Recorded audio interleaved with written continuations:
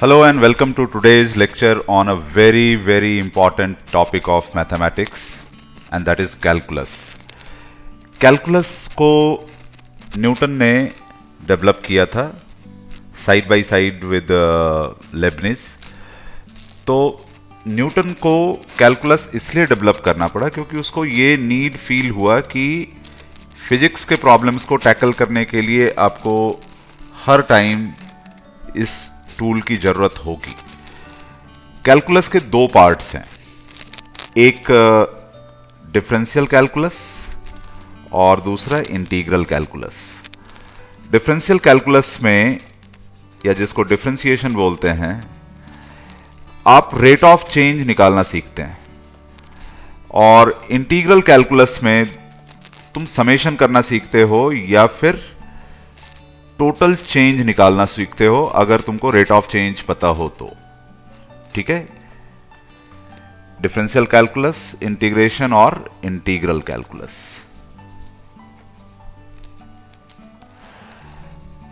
अब ये है क्या, रेट ऑफ चेंज क्या है और हमको इसकी जरूरत होती क्यों है? देखो, फिजिक्स में बहुत सारे क्वांटिटीज हैं जो किसी और क्वांटिटी पर डिपेंड करते हैं। जैसे अगर मोशन हो रहा है तो पोजीशन, वेलोसिटी, एक्सेलरेशन, ये सारे टाइम के ऊपर डिपेंड करेंगे। ठीक है, टाइम के साथ इनका वेरिएशन हो भी सकता है, नहीं भी हो सकता है। तो अगर नहीं होगा तो हम कहेंगे टाइम के रेस्पेक्ट में ये कांस्टेंट है, लेकिन वैसे इन जनरल टाइम के रेस्पेक्ट में इनका वेरिएशन होगा। तो अब जैसे मुझे वेलोसिटी निकालना है तो हम फिजिक्स में इसको डिफाइन करते हैं as rate of change of position with respect to time. ठीक है, ऐसे वेलोसिटी को अगर उसका रेट ऑफ चेंज निकालें तो हमको एक्सेलरेशन मिलता है। ठीक है, एक्सेलरेशन का रेट ऑफ चेंज निकालने से कोई बहुत इंपॉर्टेंट क्वांटिटी नहीं मिलती है, हालांकि कुछ बुक्स में इसको जर्क लिखा होता है। तो एनीवेज, मतलब हमको इस क्वांटिटी की जरूरत नहीं है। ठीक है, तो फिजिक्स में ऐसे बहुत सारे आपको कॉमन एग्जांपल्स मिल जाएंगे। जैसे मोमेंटम का रेट ऑफ चेंज निकाल लो टाइम के साथ, यू गेट फोर्स। जैसे चार्ज का रेट ऑफ फ्लो निकाल लो टाइम के साथ, यू गेट करंट। तो फिजिक्स में ये बहुत कॉमन है। ठीक है, फिर हमको रेट ऑफ चेंज निकालने के लिए कैलकुलस की ही जरूरत क्यों है? तो ये एक बहुत कॉन्सेप्चुअल पॉइंट है, इसलिए क्योंकि हर रेट ऑफ चेंज कांस्टेंट नहीं होता। जैसे मान लो कोई एक पर्सन ए से बी जा रहा है, ठीक है, इसका पोजीशन ए से बी तक चेंज हो रहा है, और ये सपोज 200 मीटर है और इसको 10 सेकेंड लगता है ए से बी जाने में। ठीक है, तो हम ये बोल सकते हैं कि इसका rate of change of position per unit time ये कितना है, 200 डिवाइडेड बाई 10 मीटर पर सेकेंड, विच इज 20 मीटर पर सेकेंड। तो ये जो रेट ऑफ चेंज है ना, जरूरी नहीं कि थ्रू आउट मोशन इसका यही रेट ऑफ चेंज हो सकता है कहीं पे इसका रेट ऑफ चेंज ज्यादा हो, कहीं पे कम हो। तो वहां पर आपको position X as a function of time ऐसे बोलते हैं, या as a mathematical relation of time आपको दिया हुआ होगा। ठीक है, फिर आपको उससे rate of change find out करना होगा। किसी पॉइंट पे अगर निकालना चाहते हो तो उस पॉइंट पे तुमको फाइंड करना पड़ेगा। ठीक है, रेट ऑफ चेंज उस पॉइंट पे फाइंड करना पड़ेगा। जैसे यहां पे अगर निकालना है तो यहां पे उसका रेट ऑफ चेंज क्या है वो फाइंड करना होगा, और वो आप इस तरह से फाइंड नहीं कर पाएंगे। उसके लिए आपको कैलकुलस की जरूरत होगी। तो कैसे कैलकुलस हमको हेल्प करेगा वो हम आगे देखेंगे। तो सबसे पहले मैं आपको ये बता रहा था कि डिफरेंशियल कैलकुलस में रेट ऑफ चेंज निकालते हैं, इंटीग्रेशन में आपके पास रेट ऑफ चेंज होता है और आपको टोटल चेंज निकालना होता है। तो ये बेसिक जो एप्लीकेशन है कैलकुलस का वो यही है, या तो रेट ऑफ चेंज निकालोगे, या रेट ऑफ चेंज पता है तो उससे टोटल चेंज निकालोगे, या फिर इंटीग्रेशन को हम समेशन के लिए यूज करते हैं। तो सबसे पहले मैं तुमको फंक्शंस के बारे में बताता हूं, क्योंकि स्टार्टिंग पॉइंट वही है। देखो, फंक्शन हम डिफाइन करते हैं as y equal to F X, ये इसको ऐसे लिखते हैं, रिप्रेजेंटेशन है। और हम ऐसे बोलते हैं कि y is a function of x। y को हम बोलते हैं डिपेंडेंट वेरिएबल, ठीक है, ये x पे डिपेंड कर रहा है और x को बोलते हैं इंडिपेंडेंट वेरिएबल, ठीक है। हालांकि इमीडिएटली तुम ये पूछ सकते हो कि फिर हम ऐसे भी तो लिख पाएंगे x will be some other function of y, तो फिर x डिपेंडेंट हो जाएगा और y इंडिपेंडेंट हो जाएगा, ऐसा होगा। लेकिन फिजिक्स में मोस्ट ऑफ द टाइम तुम देखोगे कि जो टाइम है वो इंडिपेंडेंट वेरिएबल होता है, क्योंकि टाइम के बीतने पे हमारा कोई कंट्रोल नहीं है। टाइम अपने आप पास होता रहता है और बाकी सारी चीजें उस पर डिपेंड करती रहती है। तो फिजिक्स में इस तरह से नहीं होगा, मैथ में इस तरह से हो सकता है, ठीक है। अब ये है क्या, एज ए लेमैन मैं तुमको कहूंगा कि ये एक मैथमेटिकल रिलेशन होगा, कुछ भी हो सकता है। जैसे y equal to x square, ये एक फंक्शन है। जैसे y equal to X cube plus 3, ये एक फंक्शन है। इसका मतलब है कि x का कोई भी वैल्यू तुम इसमें डालोगे, कुछ भी डालो, तो y का कुछ ना कुछ वैल्यू निकल करके आएगा, ठीक है। तो हम ऐसे बोल सकते हैं कि it's a mathematical relation between y and x in which for every value of x you have a unique value of y। मतलब ठीक है, x का कोई एक वैल्यू डालूं तो मैं y का मुझे एक ही वैल्यू मिले, ठीक है, यूनिक वैल्यू मिलना चाहिए, ठीक है। सो फॉर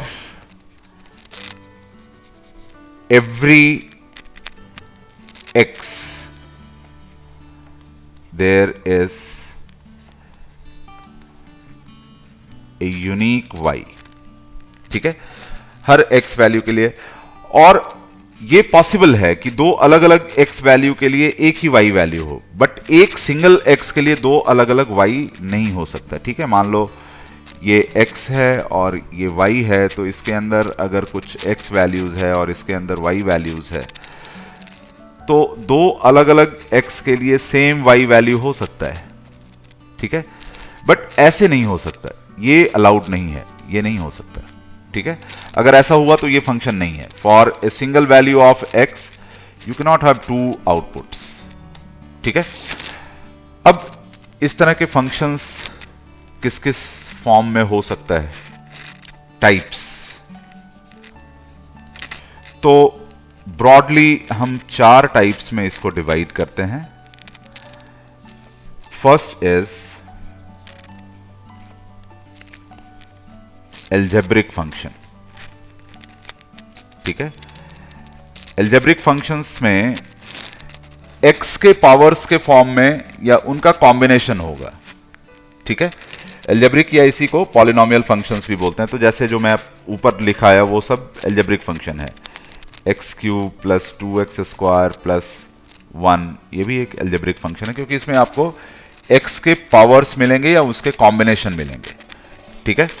जो सेकंड फंक्शन है वो है ट्रिगोनोमेट्रिक फंक्शंस। तो ट्रिगोनोमेट्रिक फंक्शंस पीछे हमने किया है, y equal to sine X, y equal to cos X minus sine X, ठीक है। इसमें तुम देखोगे कि या तो ट्रिगोनोमेट्रिक रेशियोज हैं या उनका कॉम्बिनेशन है, ठीक है। तो ये ट्रिगोनोमेट्रिक फंक्शंस हैं। अब एक तीसरा फंक्शन मैं लिखने जा रहा हूं जो तुमने ज्यादा नहीं पढ़ा है, और वो है एक्सपोनेंशियल फंक्शन, ठीक है। एक्सपोनेंशियल फंक्शन में कुछ इस तरह का फॉर्म होगा, y equal to 4 power x, या y equal to 2 to the power x, या 2 to the power minus x, या y equal to 2 minus 2 to the power x, ठीक है। अब इसमें एक बहुत स्पेशल फंक्शन होता है जिसको हम ऐसे लिखते हैं, और मोस्ट ऑफ द टाइम उसी को एक्सपोनेंशियल फंक्शन के नाम से जानते हैं, e पावर x। अब इसमें जो e है ना, इसका वैल्यू है 1 plus 1 upon 1 factorial plus 1/2 factorial plus ऐसे। अच्छा, फैक्टोरियल n अगर आप नहीं जानते इन केस, तो हम इसको ऐसे लिखते हैं n into n minus 1 into n minus 2, ऐसे करते करते फाइनली 1। ठीक है, तो जैसे फैक्टोरियल 4 होगा तो हम लिखेंगे 4, उससे छोटा 3, उससे छोटा 2, उससे छोटा 1, तो ये आ जाएगा 24। ठीक है, तो ऐसे अगर इसको सारे को ऐड करोगे तो you will get E equal to 2.7182 और भी आगे होगा। ठीक है, आप पूछेंगे इतना इंपॉर्टेंट क्या है इसमें, तो ये बड़ा इंपॉर्टेंट फंक्शन है। आगे मैं आपको बताऊंगा कि इसका रेट ऑफ चेंज भी इसके इक्वल होता है और इसका इंटीग्रेशन भी इसके इक्वल होता है। तो ये बड़ा एक स्पेशल फंक्शन है। इसको कई बार ऐसे भी लिखा होता है y इक्वल टू EXP(x), ठीक है, एक्सपोनेंशियल x, ऐसे पढ़ते हैं इसको। ठीक है, तो इसमें और इसमें क्या फर्क है? एक बहुत बेसिक फर्क है कि एल्जेब्रिक फंक्शन में जो x है वो बेस में है और एक्सपोनेंशियल फंक्शन में जो x है वो खुद पावर में है, तभी उसको एक्सपोनेंशियल फंक्शन बोलते हैं, बिकॉज x इज एक्सपोनेंट और पावर। ठीक है, इसके बारे में और डिटेल में हम बात करेंगे। और चौथा फंक्शन है, इसको बोलते हैं लॉगरिथमिक फंक्शन। ठीक है, फोर्थ इज लॉगरिथमिक फंक्शन। देखो, अगर इस तरह से कोई एक रिलेशन हो कि x is equal to some constant a power y, ठीक है, अगर ऐसा है तो हम इसको दूसरे फॉर्म में इस तरह से लिख पाते हैं y is equal to log x to the base a। ठीक है, ये डेफिनेशन है, log का डेफिनेशन ये है। ठीक है, आप पूछेंगे इसको ऐसे लिखने से फायदा क्या? तो फायदा है, तभी हम इसको ऐसे लिख रहे हैं। ठीक है, तो अगर इस तरह का कोई सिचुएशन है, जैसे मान लो 10 स्क्वायर इज 100, तो यहां पे हम बोलेंगे log of 100 to the base 10 is equal to 2। ठीक है, ये सेम यही चीज है, इसी का एप्लीकेशन मैं बता रहा हूं। 10 स्क्वायर इक्वल टू 100, ये एक तरीका है लिखने का। तो मैंने एक दूसरा तरीका भी निकाल लिया कि log of 100 to the base 10 is 2। ठीक है, ऑब्वियसली अगर मैं बेस चेंज कर दूंगा तो ये वैल्यू भी चेंज हो जाएगा। ठीक है, ये आपको बताता है कि 10 के ऊपर कितना पावर डाला जाए कि वो 100 हो जाए। ठीक है, अगर मैं कहूं कि नहीं 10 की जगह पे यहां पे कुछ और रखना है, तो ये पावर चेंज हो जाएगा, फिर आपको कुछ और पावर उस पर डालना पड़ेगा। ठीक है, तो देखो, दो तरह के लॉग्स बहुत कॉमन यूज में हैं। हालांकि हम साइंस के अंदर तो नेचुरल लॉग यूज करेंगे, लेकिन नॉर्मली कैलकुलेशंस में कई जगह पे, या और आप केमिस्ट्री में देखेंगे मोस्ट ऑफ द टाइम वो कॉमन लॉग यूज करते हैं जिसमें बेस 10 होता है। ठीक है, दोनों में फर्क क्या है? तो फर्क सिर्फ ये है कि y equal to log x to the base 10, इसको बोलते हैं कॉमन लॉग। ठीक है, this is called common log. और एक दूसरा बेस है y equal to log x to the base e, इसको बोलते हैं नेचुरल लॉग। ठीक है, और कुछ ऐसा कन्वेंशन है कि इसको ln x ऐसे लिखते हैं। ठीक है, ln मीन्स नेचुरल लॉग। ठीक है, और इसको कई बार सिर्फ log x लिखा होता है। ठीक है, हालांकि अभी हम मान के चलेंगे, अगर कुछ भी नहीं दिया हुआ है बेस में, तो हम मान के चलेंगे कि ये नेचुरल लॉग है और टू द बेस e दिया हुआ है। ठीक है, लॉग की कुछ सिंपल 2-3 प्रॉपर्टीज है, वो हमको जानना चाहिए। फर्स्ट प्रॉपर्टी है लॉग बेस चाहे कुछ भी हो, x power n is n log x। ठीक है, एक चीज मैं तुमको यहां पे बता दूं कि नेगेटिव क्वांटिटीज का लॉग हम नहीं निकाल सकते। ठीक है, तो ये मान के चलो कि जो x है ये पॉजिटिव ही है, सो log x पावर n ये हो जाएगा। जो सेकंड प्रॉपर्टी है वो है log e power x equal to, अब ये कैसे लिखोगे, इसी प्रॉपर्टी को यूज कर लो। So this is x log e। अच्छा, यहां पे अगर कुछ नहीं लिखा हुआ है तो मैंने कहा था आप इसको e बेस समझ के चलना। तो यहां पे अगर मैं e ले लूं तो e पर कितना पावर डालें कि e आ जाए। So this will be equal to 1, तो ये आ जाएगा x log e power x is x। तो अगर कोई log e लेगा तो फिर वो 1 होगा, ठीक है। थर्ड, log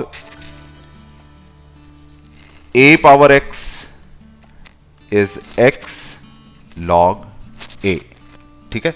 ये पहले वाले का ही आपको वेरिएशन लग रहा होगा ये सारा, ठीक है, और है भी उसका वेरिएशन। दो और प्रॉपर्टी जो बहुत यूज होने वाला है, log x into y is log x plus log y, ठीक है, ऐड हो जाता है। और log x अपॉन y, ये log x minus log y, ठीक है। तो ये प्रॉपर्टीज आपको याद रखना है। एक चेंज ऑफ बेस का भी होता है, इसको मैं लिख देता हूं 6 प्रॉपर्टी के जैसा। log of x to the base e is log of x to the base 10 multiplied by log of 10 to the base e, ठीक है। इसमें 10 की जगह पे तुम कोई और बेस भी ले सकते हो, ठीक है। तो ये कुछ प्रॉपर्टीज है लॉग की जो हमको आगे काफी यूज में आएगा। अब ये फंक्शंस के भी कॉम्बिनेशंस होते हैं, ठीक है। क्या क्या कॉम्बिनेशन पॉसिबल है? Combinations of functions. देखो, पहला कॉम्बिनेशन तो लीनियर कॉम्बिनेशन है, ठीक है। लीनियर कॉम्बिनेशन का मतलब है y equal to a times f1x plus minus b times f2x, ठीक है। जैसे इसका एग्जाम्पल हम ले सकते हैं y equal to x square minus 3 log x, ठीक है। तो देख लो, ये दो अलग अलग फंक्शंस का लीनियर कॉम्बिनेशन है, ठीक है। a और b कांस्टेंट से हम मल्टीप्लाई कर सकते हैं, ठीक है। सेकंड इज प्रोडक्ट फॉर्म, ठीक है। प्रोडक्ट या इसी को लिखा होता है और यूवी फॉर्म, ठीक है। एक्चुअली क्या करते हैं हम, y इक्वल टू दो फंक्शंस को मल्टीप्लाई करके लिख देते हैं, f1x इंटू f2x। और ये थोड़ा बड़ा ना दिखे इसलिए हम इसको अक्सर y इक्वल टू यूवी लिख देते हैं, ठीक है, शॉर्ट में। तो इसका जैसे एग्जाम्पल हम ले सकते हैं y equal to x log x या x square e to the power x, ठीक है, या y equal to 4x cube sine x, ठीक है। तो ये सब प्रोडक्ट फॉर्म है जिसमें दो अलग अलग फंक्शंस को हमने मल्टीप्लाई करके लिख दिया, ठीक है। ऐसे तीसरा है कोसेंट फॉर्म, ठीक है, या इसी को हम u बाई वी फॉर्म बोलते हैं, ठीक है। तो ऑब्वियस आपको समझ में आ गया होगा कि ये दो फंक्शंस को डिवाइड करके ऐसे लिखा गया हुआ है, f1x अपॉन f2x और u बाई v, ठीक है। तो इसके एग्जाम्पल्स आप बहुत सारे ले सकते हैं, y equal to e to the power x upon sine x, या y equal to 1 minus x square upon 1 plus x square, ठीक है। ये सारे u बाई वी फॉर्म या कोसेंट फॉर्म है। इसके अलावा एक और बहुत इंपॉर्टेंट फॉर्म होता है, इसको हम बोलते हैं फंक्शन ऑफ फंक्शन, ठीक है। ये बहुत आपको मिलेगा, फंक्शन ऑफ फंक्शन। इसका मतलब क्या है? देखो, नॉर्मल फंक्शन तो y equal to F x होता है, ठीक है। x को किसी फॉर्म में हम मैथमेटिकल फॉर्म में डाल करके लिखते हैं, ठीक है।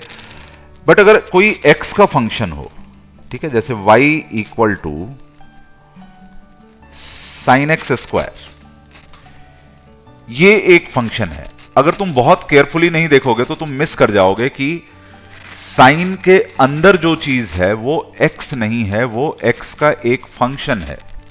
So x square itself is a function of x, so y is a function of function. ठीक है, मैं इसको ऐसे लिख सकता हूं, और y is equal to sine u where u is equal to x square. So u equal to x square खुद भी एक फंक्शन है, और y equal to sine u ये भी एक फंक्शन है। तो ये जो y है ये u का फंक्शन है, और u खुद x का फंक्शन है, इसलिए हम इसको बोल रहे हैं फंक्शन ऑफ फंक्शन। ठीक है, y equal to e to the power minus x ये भी एक तरह का फंक्शन ऑफ फंक्शन है। रीजन बीइंग कि जो e का पावर है वो x नहीं है, वो माइनस x है। वो माइनस x खुद भी x का एक फंक्शन है। ठीक है, e power u where u is minus x, this is not x। ठीक है, कंफ्यूज नहीं होना है कि ये तो नॉर्मल फंक्शन है, it's not a normal function, it's a function of function. ठीक है, तो फंक्शन ऑफ फंक्शन के बहुत सारे एग्जांपल्स हो सकते हैं। ठीक है, मैं एक दो और लिख देता हूं, y equal to under root of 1 plus x square. अब आपको ये लगेगा कि ये तो एल्जेब्रिक फंक्शन है, इसमें पावर ही पावर है, बट नहीं।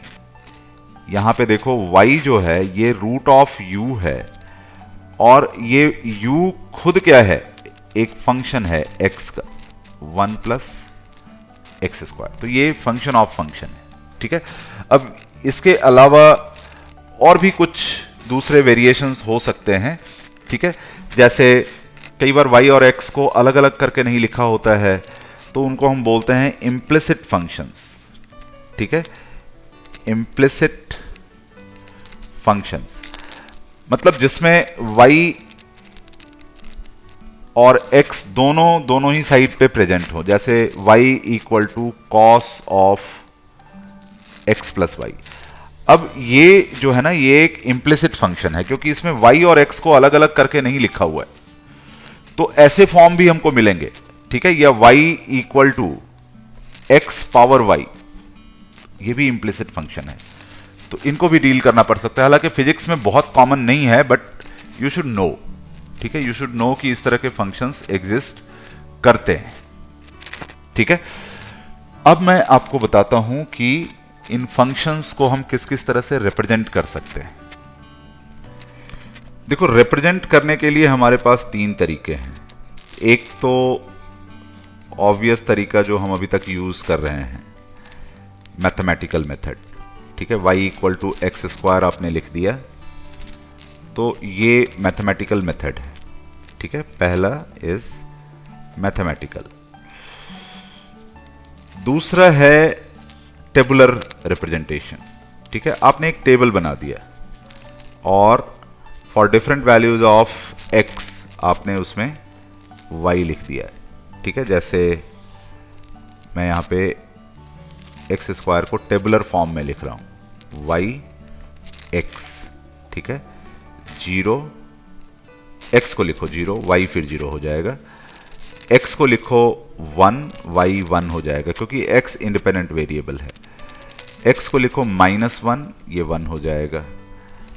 x को लिखो 2, ये 4 हो जाएगा। x को लिखो -2, ये 4 हो जाएगा। ठीक है, ऐसे तुम और वैल्यूज लिख सकते हो x के। ठीक है, जैसे x को लिखो 3 तो ये 9 हो जाएगा, x को लिखो -3 तो भी ये 9 हो जाएगा। तो ये एक टेबुलर फॉर्म में हमने y equal to x square को लिख दिया, हालांकि इससे बहुत ज़्यादा हमको कुछ पता चल नहीं रहा। ठीक है, ये वाला जो फॉर्म है इसमें एडवांटेज ये है कि हम इसका मैथमेटिकल मैनिपुलेशन बहुत आसानी से कर सकते हैं। ठीक है, इसके ऊपर मैथमेटिकल ऑपरेशंस बहुत आसानी से कर सकते हैं। बट जो तीसरा फॉर्म है वो भी बहुत इंपॉर्टेंट है, और फिजिक्स के लिए तो बहुत ही इंपॉर्टेंट है, और वो है ग्राफिकल रिप्रेजेंटेशन। ये आपको इमीडिएटली बता देता है कि x के साथ y का वेरिएशन कैसे हो रहा है, कहाँ पे वेरिएशन फास्ट है, कहाँ पे स्लो है, कहाँ पे सडन चेंज आ रहा है, कहाँ पे डिसकॉन्टिन्यूटी है। मतलब x के एक सर्टेन वैल्यू से जस्ट पहले y का एक वैल्यू है और उसके जस्ट बाद y का बिल्कुल ही डिफरेंट वैल्यू है, ठीक है, तो हम बोलते हैं यहां पे डिसकंटिन्यूटी है, ठीक है। तो ग्राफिकल रिप्रेजेंटेशन जो है ना, ये बहुत बढ़िया होता है आपको पिक्टोरियली चीजों को दिखाने के लिए। तो मैं आपको पहले बताता हूं कि ग्राफ्स डिफरेंट फंक्शंस के किस किस तरह के दिखते हैं। उससे पहले y equal to x square का ग्राफिकल हम देख लेते हैं। ये हमने पहले बनाया हुआ है, इसको हम पैराबोला बोलते हैं, ठीक है। This is y equal to x square. और क्विकली इसको देख करके तुम बता सकते हो कि x के 0 वैल्यू पे y का 0 वैल्यू है और दोनों साइड ये y एक्सिस के सिमेट्रिकल है, ठीक है। मतलब अगर ये 1 है, ये -1 है, तो दोनों के लिए y का वैल्यू सेम आएगा, ठीक है। और अगर ये 2 है और ये -2 है, तो इसके लिए भी दोनों के लिए जो y का वैल्यू आएगा वो सेम आएगा, तो सिमेट्री है, ठीक है। ये सारा चीज आप ग्राफ को देख करके एकदम से बता सकते हैं, ठीक है। तो अब मैं तुमको क्विकली बताता हूं कि डिफरेंट फंक्शंस के ग्राफ किस तरह के होते हैं। देखो, ऐसा कोई भी फंक्शन जो y equal to ax power n, इसके जैसा हम लिख सकते हो, where a and n are constants, इसको हम बोलते हैं पावर फंक्शन, ठीक है। n का वैल्यू कुछ भी हो सकता है, n का वैल्यू 0 हो सकता है, n का वैल्यू 1 हो सकता है, -1 हो सकता है, 2 हो सकता है, -2 हो सकता है, ठीक है। तो मैं इन सब के लिए यहाँ पे आपको ग्राफ बना के एक बार दिखाता हूँ। देखो, यहाँ मैंने 6 ग्राफ्स बनाए हैं और ये 5 के अलावा n पावर हाफ के लिए भी मैंने बनाया है, ठीक है, y equal to root x का। तो एक एक करके देखते हैं। जो पहला ग्राफ है ये है y इक्वल टू कॉन्स्टेंट, ठीक है, और वो कॉन्स्टेंट का वैल्यू a है, ठीक है। ये n इक्वल टू 0 के लिए ग्राफ है, तो ऑब्वियसली ये कांस्टेंट वैल्यू है, तो ऐसा एक्स एक्सिस के पैरेलल रहेगा, ठीक है। जो दूसरा है इसको बोलते हैं डायरेक्ट प्रोपोर्शनैलिटी ग्राफ, ठीक है। This is direct proportional graph, ठीक है। तो ये n इक्वल टू 1 के लिए होता है। तो y प्रोपोर्शनल टू x, ये y इक्वल टू ax है, तो a यहां पे क्या हो जाएगा, a will be tan theta, ठीक है। ये स्लोप हो जाएगा, this is slope of the line. तो ये हमेशा ओरिजिन से होके पास करेगा, 0 0 से होके पास करेगा, ठीक है, डायरेक्टली प्रोपोर्शनल वाला। जो तीसरा ग्राफ है ये है y equal to ax square का ग्राफ, ठीक है। ये n इक्वल टू 2 के लिए, ठीक है। तो ऑब्वियसली इसका मैंने नेगेटिव साइड ऑफ x के लिए नहीं बनाया, ये सब मैं पॉजिटिव साइड ऑफ x के लिए बना रहा हूं, क्योंकि फिजिक्स में ज्यादा करके आपको पॉजिटिव साइड ऑफ x के लिए ही जरूरत होगी। तो यहां पर जो ये ग्राफ है इसका शेप होगा पैराबोलिक, ठीक है। y equal to ax square, ये पैराबोलिक होगा और ये ऑब्वियसली ये ओरिजिन से होके पास करेगा, x इक्वल टू 0 पे y का वैल्यू 0 होगा, ठीक है। अब ये देखो, ये 4th और 5th ग्राफ ये देखने में एक जैसा लग रहा है, ठीक है, बट इसमें से एक ग्राफ n इक्वल टू -1 के लिए है और दूसरा ग्राफ n इक्वल टू -2 के लिए है। मतलब ये y equal to a by x इसके लिए है, इसको हम बोलते हैं इनवर्स प्रोपोर्शन, ठीक है, या इनवर्सली प्रोपोर्शनल रिलेशन, ठीक है। और इसको बोलते हैं इनवर्स स्क्वायर रिलेशन, ठीक है। This is inverse square relation, ठीक है। ये y equal to a upon x square का ग्राफ है, ठीक है। अब दोनों ग्राफ का शेप जो है वो इस तरह से आपको लगेगा कि एक चीज कॉमन आपको दिखेगा कि फॉर x टेंडिंग टू 0, ठीक है, अगर x का वैल्यू बहुत छोटा कर दें तो y इंफिनिटी की तरफ चला जाएगा, ठीक है। ये कभी भी y एक्सिस को टच करेगा नहीं, क्योंकि x इक्वल टू 0 के लिए ये वाला ग्राफ डिफाइंड ही नहीं होगा। तो मतलब x इक्वल टू 0 के लिए तुम इसका पॉइंट प्लॉट ही नहीं कर पाओगे। वही चीज यहां पर भी है, for x tending to 0 y tends to infinity. और अगर x को बहुत बड़ा बना दिया, x tending to infinity, then y tends to 0। ठीक है, यहां पे देख लो, x के बहुत बड़े वैल्यू के लिए y डिक्रीज होता जाएगा, बट कभी y 0 बनेगा नहीं, मतलब ये x और y एक्सिस को टच करेगा नहीं। यही चीज यहां भी तुमको है, for x tending to infinity y tends to 0, but ये कभी भी x या y एक्सिस को ग्राफ टच कर नहीं पाएगा। ठीक है, दोनों ग्राफ को अगर एक साथ बनाओगे तो तुमको इनका डिफरेंस पता चल सकता है। देखो, मैंने यहां पे एक ही ग्राफ पे 1/x और 1/x² दोनों को प्लॉट किया। तुम्हें क्या लगता है कि इनमें से कौन सा 1/x का है और कौन सा 1/x² का है? देखो, एक चीज तो कॉमन है, वो ये कि x = 1 के लिए दोनों ही केस में y का वैल्यू 1 होगा। So if this is 1, this will B 1।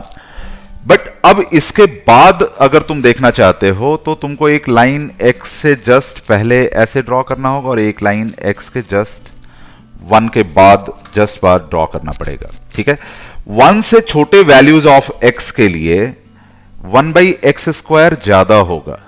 ठीक है, ये तुम सोच सकते हो। जैसे मान लो मैं बोलता हूं 0.5, तो 1/x is 1/0.5 which is 2, but 1/x² is 1/0.5² which is 4।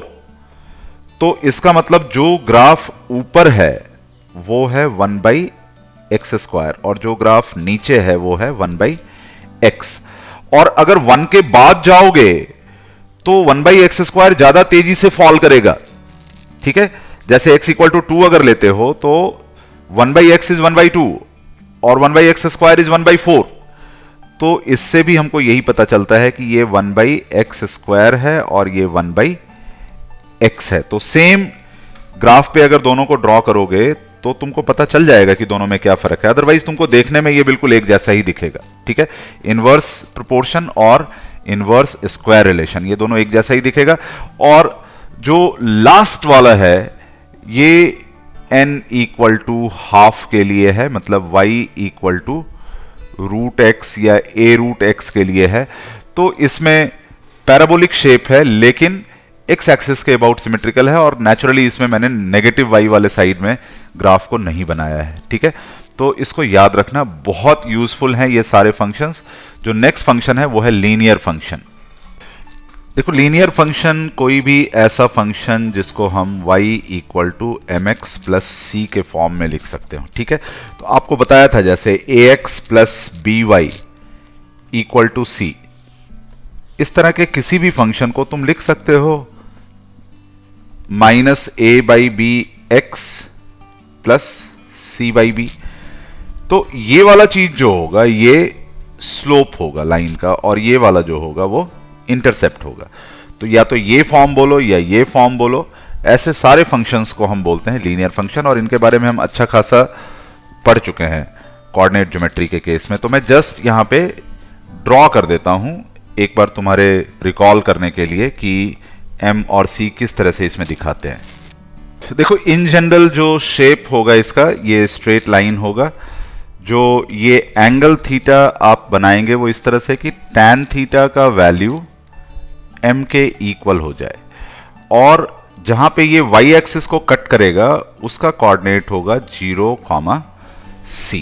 ठीक है, इन जनरल ये होगा। मैंने आपको पहले बताया हुआ है कि अगर m पॉजिटिव है तो ग्राफ राइज करेगा, m नेगेटिव है तो ग्राफ फॉल करेगा, लाइक दिस। यहां पे m इसका कैसा है, नेगेटिव, क्योंकि ये फॉल कर रहा है। अगर y एक्सिस को ओरिजिन के ऊपर कट करेगा तो यहां पे c क्या होगा, पॉजिटिव। बट अगर y एक्सिस को ओरिजिन के नीचे कट कर रहा है यहां पे, तो c क्या होगा, नेगेटिव। ठीक है, तो स्लोप राइजिंग ग्राफ के लिए पॉजिटिव, फॉलिंग ग्राफ के लिए नेगेटिव, और ओरिजिन के ऊपर अगर लाइन कट करता है तो c पॉजिटिव, ओरिजिन के नीचे अगर कट करता है तो c नेगेटिव। जैसे अगर मैं तुमसे पूछूं कि इस पर्टिकुलर लाइन के लिए m और c इसका साइन क्या होगा, तो ऑब्वियसली देखो ग्राफ फॉल कर रहा है तो जो थीटा होगा वो ऑब्ट्यूज होगा, और ऑब्ट्यूज के लिए tan थीटा कैसा होता है, नेगेटिव होता है, आपको बताया है ट्रिगोनोमेट्री में। और ये वाई एक्सिस को ओरिजिन के नीचे कट कर रहा है, तो इसके लिए m नेगेटिव हो जाएगा और c भी क्या हो जाएगा, नेगेटिव हो जाएगा। ठीक है, तो ये लीनियर फंक्शन है। अब क्वाड्रेटिक फंक्शन के लिए कैसा ग्राफ होगा, ये हम ऑलरेडी डिस्कस कर चुके हैं, वैसे एक बार फिर से रिकॉल करवा देता हूं। कोई भी फंक्शन जो ax square plus bx plus c इस फॉर्म का है वो एक क्वाड्रेटिक फंक्शन है। ठीक है, इसका ग्राफ जो होगा वो एक पैराबोला होगा।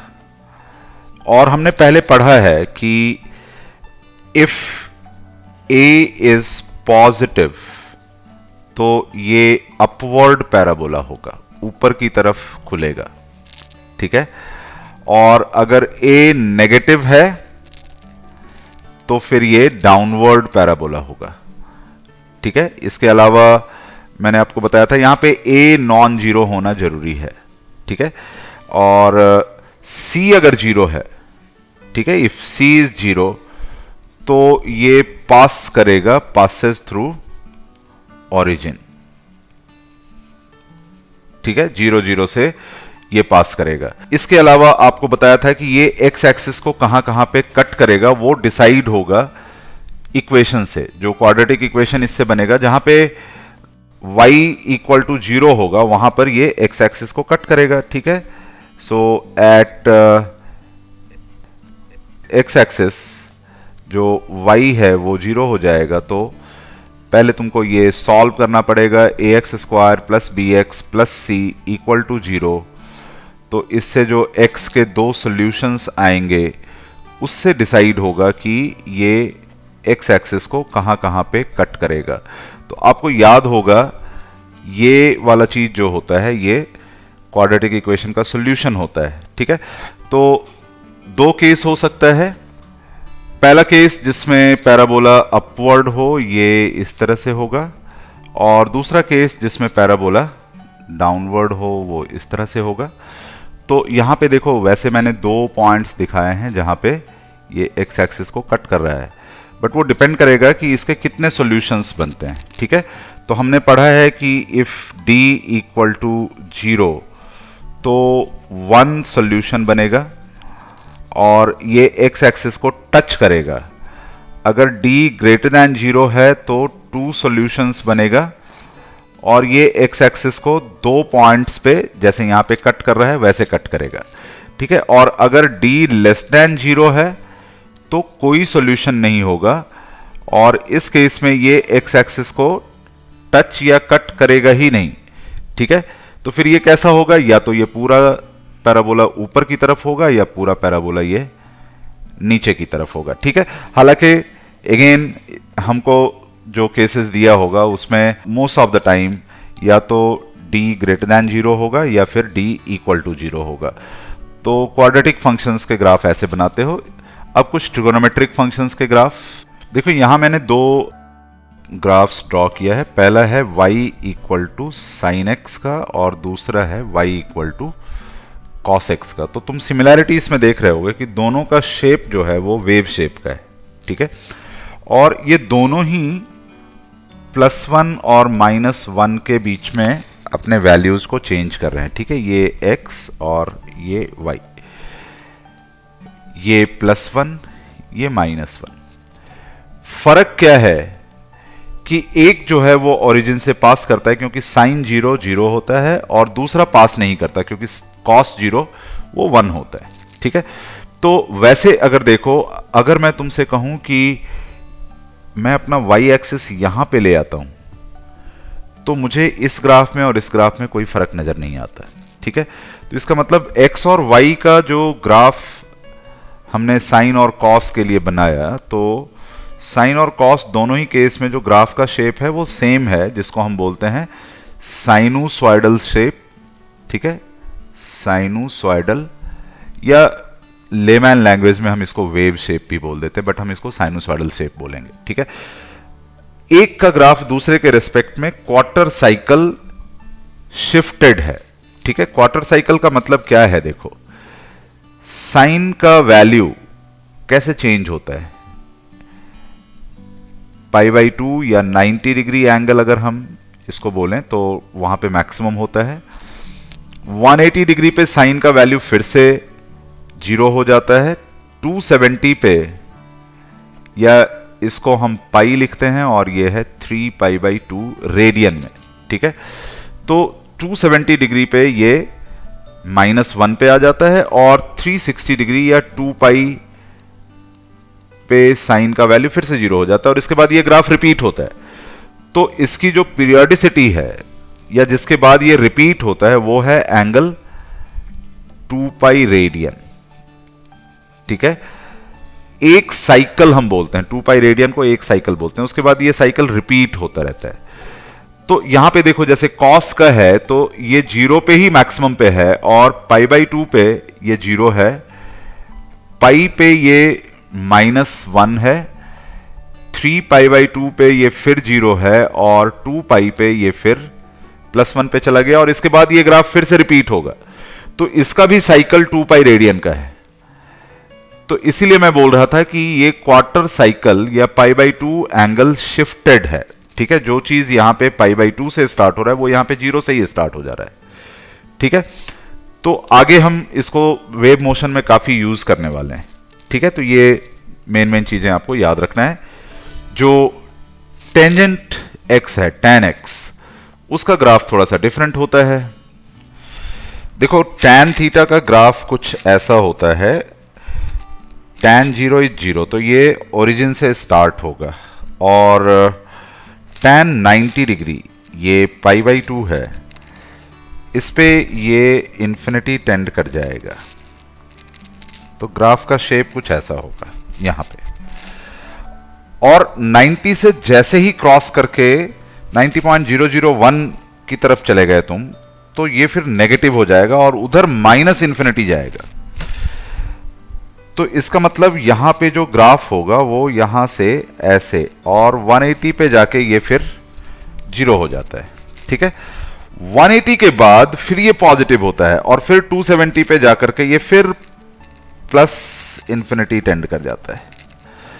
इसका मतलब ये देखो 180 के बाद इसमें ग्राफ का शेप रिपीट होने लगा।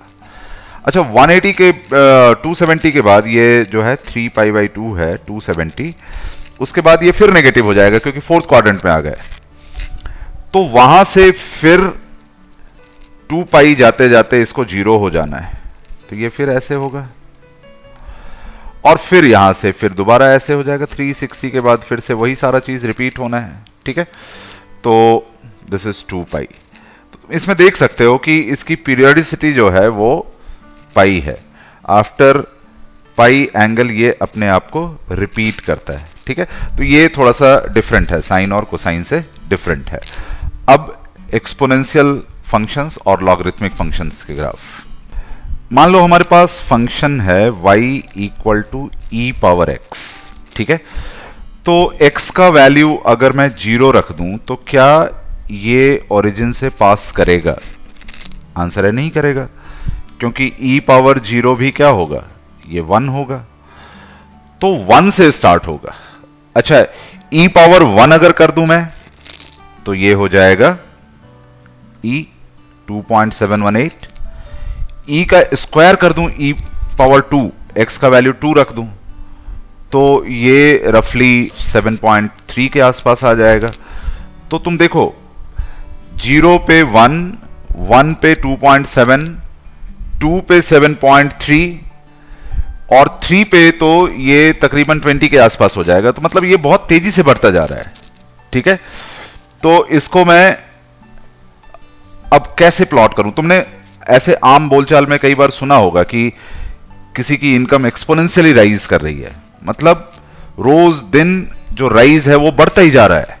तो ये ग्राफ कुछ ऐसा होता है, इसमें जो वैल्यू है वो एक्सपोनेंशियली राइज करता है ऐसे। अच्छा ऐसे अगर नेगेटिव साइड में जाओगे तो ये एक्सपोनेंशियली फॉल करेगा, ठीक है। बट एक्सपोनेंशियली फॉल करने पे ये नहीं कि तुरंत फॉल करके 0 हो जाएगा।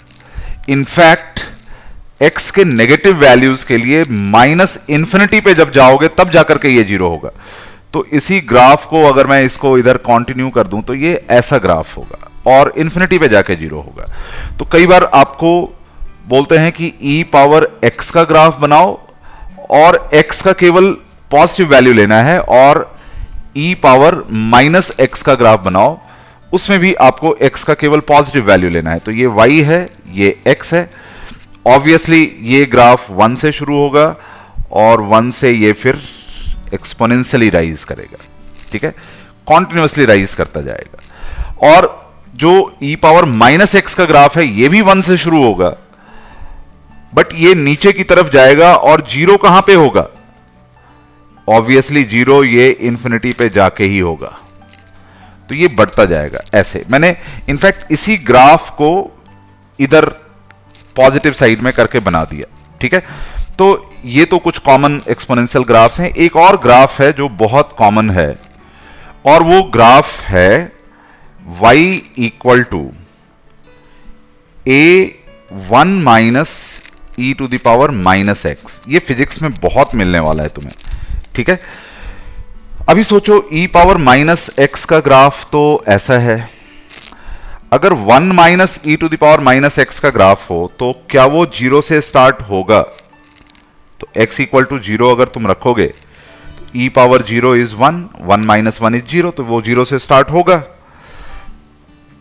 और अगर x का बहुत हाई वैल्यू हम ले लें, x टेंडिंग टू इंफिनिटी, तो ये वाला चीज जो है ये टेंडिंग टू जीरो हो जाएगा। इसका मतलब ये 1 की तरफ टेंड कर जाएगा।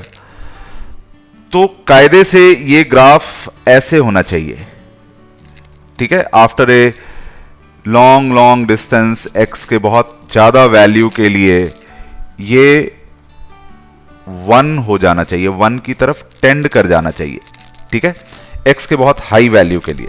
लेकिन अगर आगे a भी लिखा हुआ है तो एक्चुअली ये a को टेंड कर जाएगा, ठीक है। तो ये याद रखना, ये बड़ा कॉमन ग्राफ है फिजिक्स में और बहुत बार आएगा। जैसे एक मैं आपको बताऊं कि रेन ड्रॉप्स जब ऊपर से फॉल करता है तो उसकी वेलोसिटी भी after a long long time constant हो जाती है, और उसकी वेलोसिटी का भी कुछ ऐसा ही वेरिएशन होता है टाइम के साथ। तो वहां पे ये सब ग्राफ आएंगे। लास्टली लॉगरिथमिक फंक्शन का ग्राफ, ये जस्ट एक फैक्चुअल ग्राफ की तरह आप इसको याद रख लेना।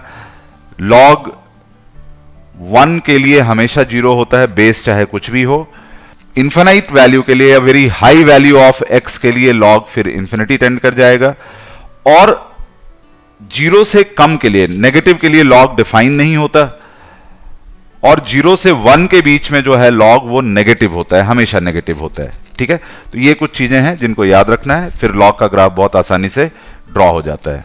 तो y equal to suppose ln x या log to the base 10x, दोनों में से कुछ भी बनाओ, देखो शेप ऐसा ही होगा। yx, मैंने आपको कहा कि 1 का लॉग हमेशा ही जीरो होता है, ठीक है, क्योंकि किसी भी बेस के ऊपर पावर जीरो डाल दो तो 1 आ जाता है, ठीक है। तो यहां से और जो जीरो की तरफ जाओगे ना तो माइनस इंफिनिटी टेंड कर जाएगा लॉग। तो इसका ग्राफ कुछ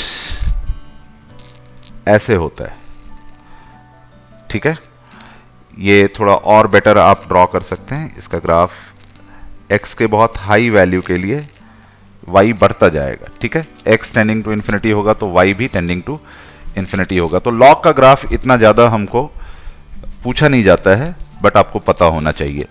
तो आज के लेक्चर में मैंने तुमको फंक्शंस के बारे में बताया, उनको कैसे ग्राफिकली रिप्रेजेंट करते हैं ये बताया। आपको कुछ क्वेश्चंस मैं इसके साथ दूंगा जो आप उसके बेसिस पे ग्राफ ड्रॉ करके देखना। जितना आपको बताया है उसके बेसिस पे वो बहुत इजीली ड्रॉ हो जाएगा।